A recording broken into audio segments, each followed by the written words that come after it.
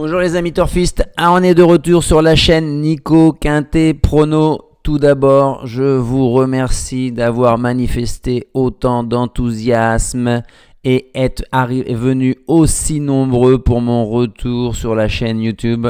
Franchement, ça fait chaud au cœur, tous vos messages, votre présence chez nous.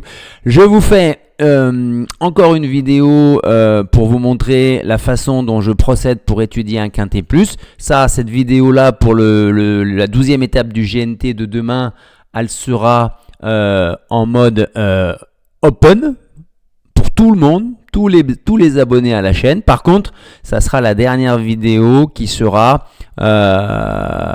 ouverte. Après les autres, ça sera pour les top abonnés qui auront fait leur inscription via le bouton rejoindre qui est juste en dessous de la vidéo, juste à côté de mon nom chaîne Nico Quintet Prono. Vous avez un bouton rejoindre et là vous pouvez vous abonner avec le mode de paiement que vous le souhaitez. Pendant ce temps-là, les abonnés ont eu le droit à des petits conseils de jeu qui ont été fructueux, avec des chevaux également dans des autres courses qui font du 100% pour le moment, certes des petites cotes, mais c'est toujours des bases qui vous confortent dans vos choix. Donc on va à Nantes, sur un hippodrome très très particulier, attention, ça tourne tout le temps, non pas que c'est un tourniquet, mais par exemple, il n'y a quasiment pas de ligne opposée aux tribunes à la ligne d'arrivée. C'est un long virage permanent et ça avantage, je pense, les chevaux qui partent en tête et qui ont tête et corde. Ça va se voir dans mon pronostic que je vais vous donner aujourd'hui.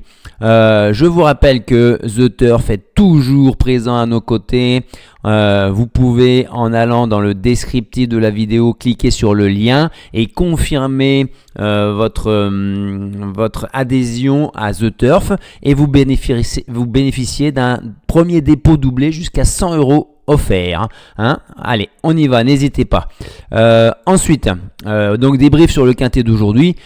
Vous n'avez pas besoin de moi quand c'est, regardez, les 4 premiers favoris aux 4 premières places, les rapports, ils contentent à la fois tous les parieurs parce que tout le monde touche, mais ils mécontentent également tous les parieurs parce que tout le monde dit que les rapports sont très très faibles. Oui, mais c'est ça, il faut savoir ce que l'on veut. Donc nous, pour notre part, on avait les 4 premiers, désordre, mais j'avais pas pris Ghostbuster, j'avais pris Girl de Bassière qui fait 6ème juste à côté, donc il manquait pas grand chose.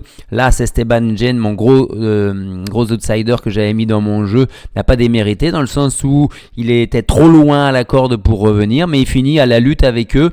Il aurait pu tout aussi bien finir à la 4-5e place. Voilà, on passe à autre chose, sachant que donc j'avais le béton, j'avais mon copain à l'arrivée à Pidanica et j'avais également Girl de Bassière était mon cheval coquin mais qui n'a pas fait l'arrivée. On enchaîne. Combien ils sont? 16. Combien de poteaux de départ? 2. Les 9 premiers sont en tête et les 7 suivants rendent seulement 25 mètres puisqu'il n'y a personne qui s'est présenté aux 50 mètres dans le GNT. Il n'y a pas de limite de gain dans le GNT. Il y a des rendements de distance, des 5 à 10 ans. Le seul 5 ans, c'est le seul 5 ans, c'est J'aime le foot. On en reparlera. Et après, il y a quelques 6 ans, il doit y avoir Idéal Lignerie et c'est tout, je crois. On en reparlera également. Voilà, il y a quelques chevaux qui n'ont aucune chance de figurer. Je vous reverrai ça demain. Et comme d'habitude, il va falloir aller chercher en dessous de cette ligne rouge le trouble fait, le troublion, celui qui va casser vos tickets. Allez, on est parti. D'abord, les probabilités d'arrivée de rapport Quintet plus désordre. Aujourd'hui, je vous avais dit, moins de 100 €. En effet, ça a fait nettement moins de 100 €. Là, on a un rapport qui est tout aussi fort pour une probabilité qui est tout aussi forte pour faire moins de 100 €, 60%. Par contre, il y a des probabilités pour que ça claque derrière parce que les favoris sont beaucoup moins solides que d'habitude là. Avec le 5 Horatius Della, il peut faire la faute s'il n'a pas ses aises. Le 13 Arlegema, elle a vu un petit peu la mer, elle s'est reposée, donc elle va faire les 700 derniers mètres aux 25 mètres, en étant 25 mètres, c'est vraiment pas un coup sûr non plus. Donc le premier favori d'ailleurs, vous voyez dans les stats qui s'appuient sur le passé du GNT, c'est 60% de réussite. Soit il est dans le tiercé, soit il est pas là. Le deuxième favori par contre, lui, vous voyez, elle a une presque meilleure réussite dans le GNT. Bizarrement, parce que Arlegema quand même il devrait pouvoir venir se glisser à l'arrivée quand même, vu la classe, ce qui fait que les deux favoris, ils n'ont pas une grosse probabilité d'être là tous les deux, tout de même presque une fois sur deux dans Carte et Quintet. Et on a une stat assez habituelle pour un cheval plus de 7e favori, donc il va falloir en glisser un peu dans vos jeux. Ensuite, les fantômes, on élimine Fareggio Menuet sans hésitation, Guillaume Duplessis sans hésitation, Good Girl Marceau sans hésitation, Galadorfis sans hésitation, James Le Foot, attention, un cheval de classe placé dans des critériums de 4 et 5 ans, il est ferré, il est au 25 mètres, il a d'autres objectifs, il faudrait vraiment qu'il y ait une ribambelle de défaillance devant, parce qu'il va pas faire le fort comme d'habitude, hein, et on va pas lui laisser le fort parce que j'ai un schéma de course, c'est comme ça que je procède, j'imagine comment pourrait se dérouler la course, et partant de là, ça me guide dans mes choix que je fais, dans l'ordre que je place mes chevaux. Après, soit je tape dans le mille, c'est-à-dire que j'ai le bon scénario de course et ça réussit et ça sourit derrière, soit je me suis planté dans le scénario de course et ça me met en difficulté dans mon prono, ou alors je fais un compromis entre deux scénarios possibles. Là, ce que je vois demain, c'est vraiment des chevaux de tête qui vont durcir la course, et les chevaux de 25 mètres vont avoir du mal à revenir, sauf si devant, ils se coupent la gorge à vouloir tête et corde à deux chevaux ensemble, et auquel cas ils impriment un train beaucoup trop rapide et qu'ils ne puissent aller au bout. On enchaîne. Le béton, pour finir dans les 3 premiers, finalement, je suis allé sur Horatius Della, bien que elle prend plutôt des petites places désormais, je trouvais.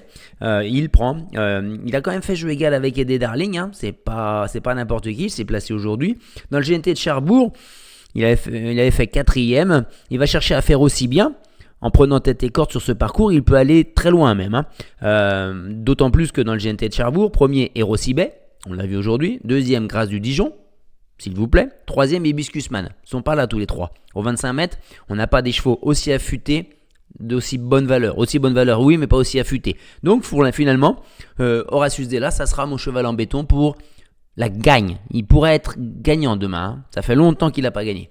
Ensuite, le copain pour finir dans les 5, c'est le 4, Harit Sassi. Il a été battu à la régulière par Elixir de Crène, mais voilà ce qui s'était passé avec un cheval. Ils sont battus pour prendre la tête et ils ont laissé des plumes, et finalement c'est le 3 Elixir de Crène lors de leur dernière opposition qui est venu les toiser, qui a gagné la course. C'est un cheval plutôt de train qui aime également dominer. Il va falloir qu'on voit qui du 4 et du 5 prend la tête, mais je l'ai mis ici parce que il a des stats assez exceptionnelles, hein. Dans toute sa carrière, c'est 46% de victoire, 78% de réussite dans les 5 premiers. Donc, c'est un bon point d'appui. Plaquer des intérieurs, déférer des postérieurs, c'est 5 fois sur 5 à l'arrivée.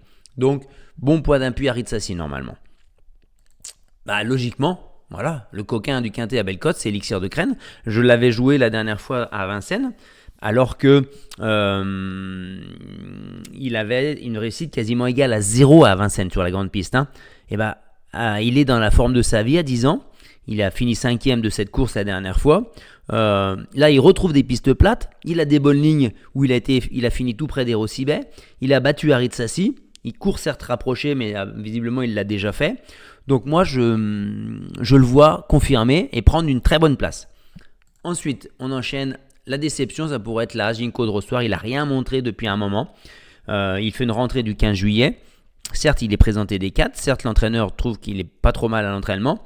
Mais depuis mars 2024, il avait fait un break de 6 mois auparavant. Il n'a rien montré du tout. Moi, j'attends de voir quelque chose avant de le rejouer, hein. Ginkgo de Rossoir, c'était un très très bon cheval.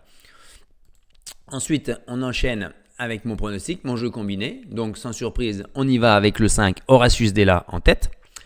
On enchaînera avec le 3, Elixir de Crène. J'ai mis très très très haut. Je l'ai même mis devant le 4, Harit Sassi. Il vient de le battre à la régulière. Donc, il n'y a pas de raison. Ensuite, le 8, Gino Viva. Mathieu Abrivard va le découvrir. Il reste sur une série de bonnes places, hein. C'est un cheval qui fait toutes ses courses, hein. 9 fois dans les 5 premiers sur ses 13 dernières courses. Déféré des 4, c'est 13 sur 20. Donc les conditions sont bonnes pour qu'il prenne une bonne place. Il va être à la lutte. Il va attendre derrière les premiers. Et il va pouvoir compléter peut-être le trio, quoi, hein. Ensuite, on enchaîne toujours en tête avec Gala de Crène. Il a repris un peu de fraîcheur par la force des choses parce qu'il a eu un petit problème à un œil, je crois, hein. Rien de mécanique. Donc il revient du 23 septembre. Ça ne fait pas une énorme rentrée, mais sur un super engagement dans les conditions de ferrure idéales. Et attention, il faut faire attention au niveau de la volte, hein. Mais par contre, il va falloir compter sur lui après au niveau du finish. Ils viennent finir tout près d'Icône Magritte en battant Gypsy de Chaman. C'est des chevaux qui ont répété. Donc Galacrène, après un bon départ, pas très loin de la tête comme Genoviva, il va conserver une place et va lutter pour que les chevaux du deuxième échelon ne rentrent pas. C'est maintenant que je l'ai fait intervenir. Harley Gemma, c'est annoncé. C'est une petite rentrée du 14 septembre, oui. Après avoir fait un petit séjour à la mer. C'est un peu comme nous, quand on revient de la mer, on est un peu en mode décontracté, pas forcément affûté. Là, l'entraîneur dit qu'il va faire les 700 derniers mètres. On va voir sa condition, jusqu'où ça va l'emmener. Déféré des 4, c'est 18 sur 28 dans les 5 premiers. Et ensuite, on enchaîne avec Hidalgo de Noé. Au 25 mètres, c'est dur. Mieux que 4-5e. Par contre, il n'est pas souvent déféré des 4. Et quand il l'est, c'est 5 fois sur 6 dans les 5. Il vient de faire une course assez sage dans le prix Médusa, je crois, à Vincennes. Dernièrement, une course d'apprenti au 25 mètres. Là, le lot n'est pas plus fort, on va dire. S'il prend un bon départ, c'est un cheval qui est habitué à prendre des bons départs. Il va se retrouver parmi juste derrière les chevaux de tête. Il pourrait venir compléter la combinaison du quintet, je pense. Et enfin, je complète finalement, je ne sais pas du tout dans mes habitudes, idéal l'ignorer. Je jouais un cheval qui rentre, attendez, du 2 mars. 8 mois. Après 3 mauvaises courses en fin de meeting d'hiver. Qu'est-ce qui m'incite à faire ça ? C'est que c'est un cheval de classe. 3e du critérium des 3 ans, 4e du critérium des 5 ans, derrière Idaho Tillard, It's a Dollar Maker, s'il vous plaît. C'est un changement, il a un changement d'entraîneur. Jean-Philippe Monclin n'est pas négatif, il l'a emmené plusieurs fois sur les hippodromes, il a du travail derrière lui. C'est un super finisseur. Donc, et surtout, c'est le meilleur du lot, quoi. Donc, si il a une condition déjà avancée, si la course a le barde, il va venir finir et il pourrait compléter la bonne combinaison du quintet. Ça veut dire que du coup, j'ai dû écarter le 2 hold-up du Dijon. C'est Nivard, avec qui c'est 5 sur 6 dans les 5 premiers. Par contre, il n'a pas gagné depuis avril 2023. Il fait toutes ses courses un peu au courage, sans éclat. Il n'y aura rien à dire s'il finit 4 ou 5e. Mieux, je ne le vois pas. Donc, il ne nous cassera pas le trio, je pense, le tiercé. Mais voilà. C'est tout. On a fait le tour, je pense. Que vous dire de plus ? Que jeudi 7 novembre, normalement, il y avait un quintet à Vincennes avec le prix Marcel Laurent. Les socio-professionnels, toute la filière hippique se mobilisent à juste titre contre la fameuse taxe sur les enjeux PMU, ce qui viendrait à plomber les allocations, donc plomber les revenus pour les entraîneurs, donc plomber le nombre de chevaux, dans les maréchaux ferrants, dans les boîtes d'alimentation, dans toutes les boîtes qui tournent autour du domaine de hippique. Donc ils vont aller défiler à Paris. Voilà, on ne peut que les soutenir dans cette démarche-là. Ça veut dire que le prochain tiercé, tiers quarté quinté sur lequel on va plancher, ça sera jeudi pour le quinté de vendredi. Je vous répète, il faut vous abonner, devenir top abonné pour pouvoir bénéficier des prochaines vidéos qui seront exclusivement réservées donc à ce type de membres. Je suis désolé, mais c'est un temps fou qui est consacré. Je vous remercie encore une fois de votre soutien, des nombreux likes que vous avez émis et je vous souhaite de bons jeux. À très bientôt, bye bye.